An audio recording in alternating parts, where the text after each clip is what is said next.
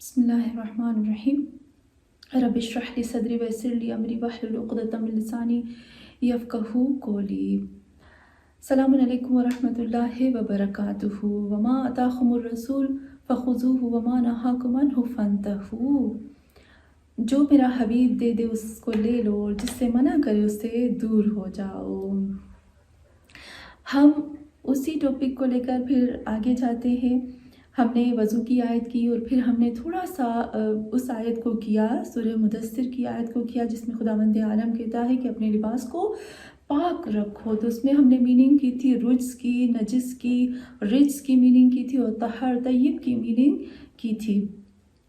تو ان آیتوں کے بعد اب ہمیں پتہ چل گیا ہوگا کہ جب میں وضو کے لیے، نماز کے لیے آگے بڑھتی ہوں تو مجھے اپنے لباس کو کس طرح سے رکھنا چاہیے، جسے خداوند عالم نے کہہ دیا کہ اپنے لباس کو اس طرح سے رکھو۔ رجس کو، جو بھی تمہاری آلودگی، گندگی جو بھی لباس کے اوپر رکھی ہوئی اس کو باہر ہٹا دو، بتوں کو کہتے ہیں، اور بہت زیادہ گندگیوں کو، غلاظت کو، آلودگی کو کہتے ہیں رجس۔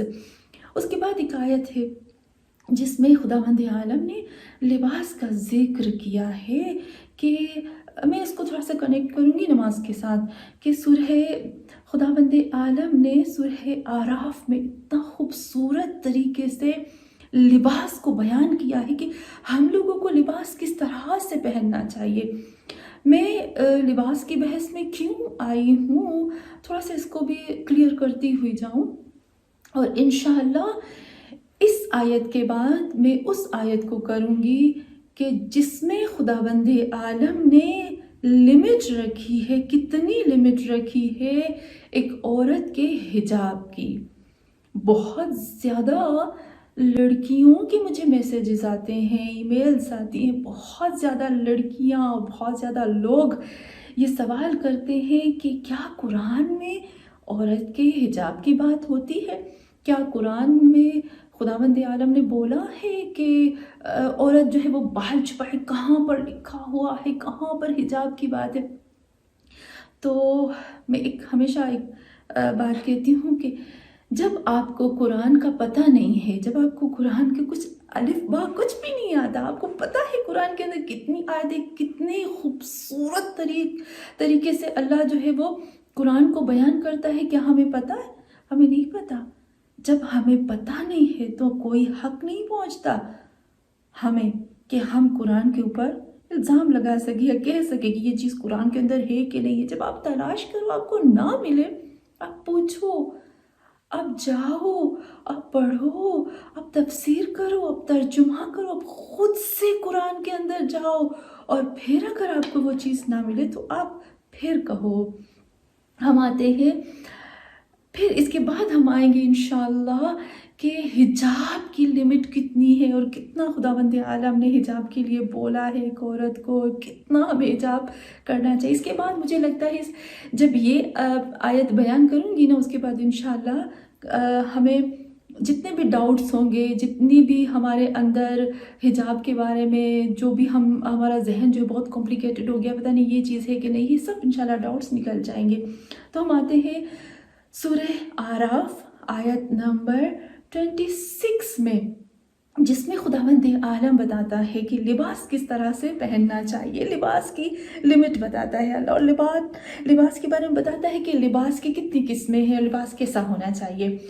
خداوند عالم کہتا ہے سورہ اعراف آیت نمبر 26 میں، کہتا ہے یا بنی آدم قد انزلنا علیکم لباسا یواری سوآتکم وریشا ولباس التقوی ذالک خیر ذالک من آیات اللہ لعلہم یتذکرون۔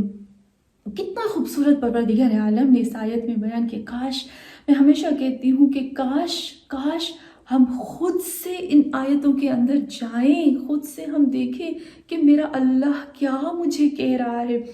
ہمیشہ میں آپ کو یہ چیز کہتی ہوں کہ جب آپ ترجمہ پڑھتے ہو نا، جب آپ قرآن میں کتنی بھی لینگویج میں، کتنے بھی زبانوں میں، اردو میں ترجمہ پڑھو، انگلش میں، فرینچ میں، فارسی میں، جس زبان میں آپ کو ترجمہ پڑھو، آپ پڑھ لو ترجمہ، لیکن اصل جو قرآن کی جو میننگ ہے نا وہ کبھی آپ کو سمجھ میں نہیں آئے گی اس ترجمے میں، کیونکہ جب آپ خود کرو گے نا تو آپ کو پتہ چلے گا کہ میرا اللہ مجھ سے کیا کہہ رہا ہے، یہ قرآن کیا کہہ رہا ہے، اس کے اندر کتنے علوم چھپے ہوئے ہیں۔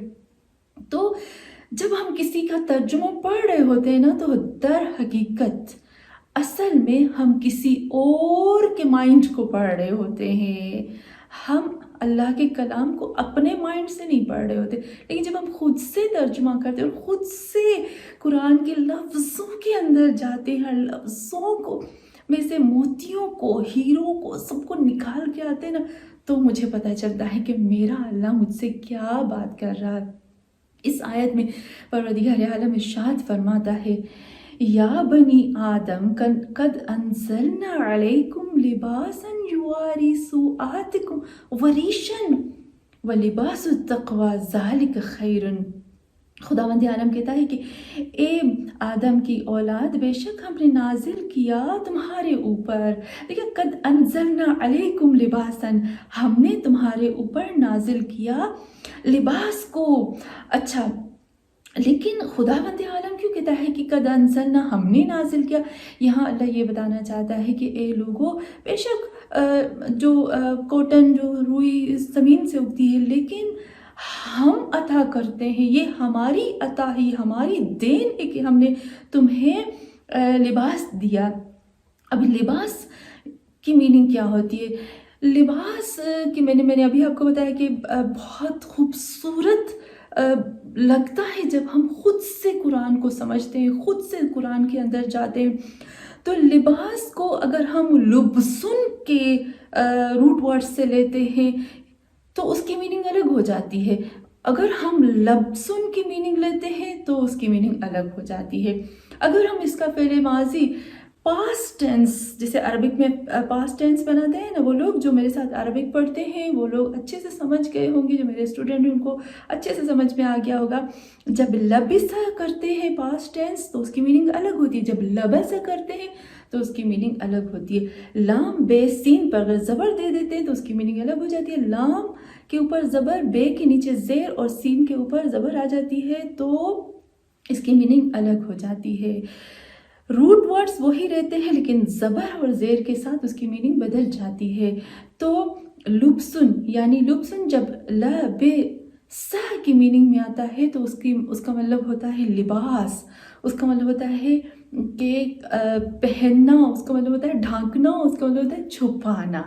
لیکن جب ہم لبسن کی میننگ لیتے ہیں، لبسا کی میننگ میں آ جاتا ہے تو اس کا مطلب ہوتا ہے دھوکا، اس کا مطلب ہوتا ہے کہ مخلوط کر دینا، متشبہ کر دینا، یعنی شک میں ڈال دینا، یعنی مکس کر دینا، یعنی کہ دھوکہ دے دینا، اصل چیز کو چھپا دینا، اس کی میننگ میں آ جاتا ہے۔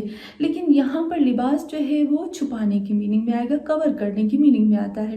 یا بنی آدم قد انزلنا علیکم لباسا یواری سوآتکم، ہم نے ایسا لباس نازل کیا جو چھپا دیتا ہے تمہاری برائیوں کو، وریشن، اور یہ لباس جو ہے نا وہ ریش ہے۔ اچھا، ریش کا مطلب کیا ہوتا ہے؟